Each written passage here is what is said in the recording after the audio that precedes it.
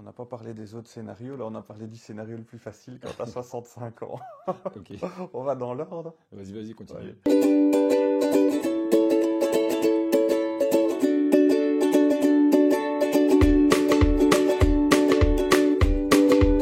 Il y a autant de cas de figure que d'entreprises dans le pays. Mais il y a quand même différents scénarios. J'ai le premier scénario le plus classique, le dirigeant à 60-65 ans. C'est un petit peu tard pour penser à sa transmission. Il n'y a pas de descendants intéressés par la reprise de l'entreprise. Le personnel, il s'en doute qu'il doit vendre. Et je veux dire que ça sont quelque part les scénarios un peu les plus faciles parce qu'il y a même une attente du personnel de trouver un repreneur, d'avoir une vision d'avenir. Il y a le cas de figure du dirigeant prévoyant, qui a 52, 53, 55 ans et qui, lui, quelque part, a envie de vendre son entreprise pour profiter de la vie par après tant qu'il est encore en bonne santé. Donc, il veut vendre son entreprise à un bon prix. Et je dirais que pour ceux-là, c'est un peu plus compliqué que pour ceux qui ont 65 ans, évidemment.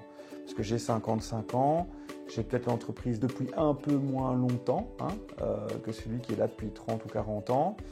Donc, il va peut-être avoir un sentiment d'attachement un peu moins fort à son personnel, mais ça va être plus difficile pour lui de le communiquer parce qu'il est encore dans la force de l'âge et quelque part, il va avoir peur qu'on dise en fait, il veut vendre la boîte parce qu'il veut nous vendre. Les gens, parfois, se personnifient tellement dans l'entreprise qu'il y a ça. Et donc, je dirais que là, je pense qu'il faut expliquer les choses au personnel qui comprend encore moins qu'un dirigeant ce que ça veut dire une transmission d'entreprise.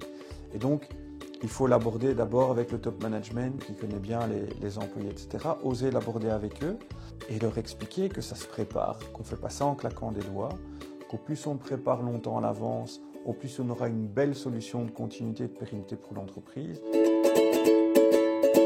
troisième. Il y en a un troisième, je voulais y venir justement.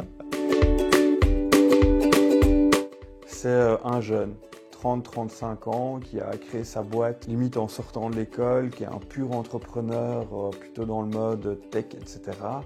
Et qui veut vendre sa boîte à 30-35 ans, parfois 40. Et là, typiquement, tous les scénarios existent. Ça dépend de sa proximité avec son personnel, depuis combien de temps il a créé son entreprise. Je veux dire, quelque part, le conseil va être le même. C'est en tout cas être transparent par rapport à son top management. Quand on va vendre l'entreprise, on va passer par des phases de due diligence.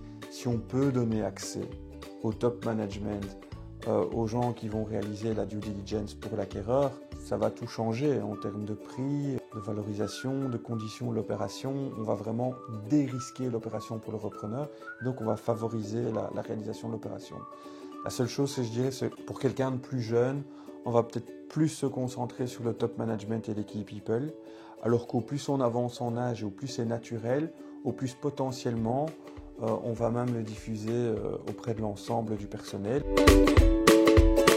On est parfois confronté à des situations où on est sur une PME de 20 ou 30 personnes, où le patron est le chef d'orchestre et il y a peu ou pas de middle management.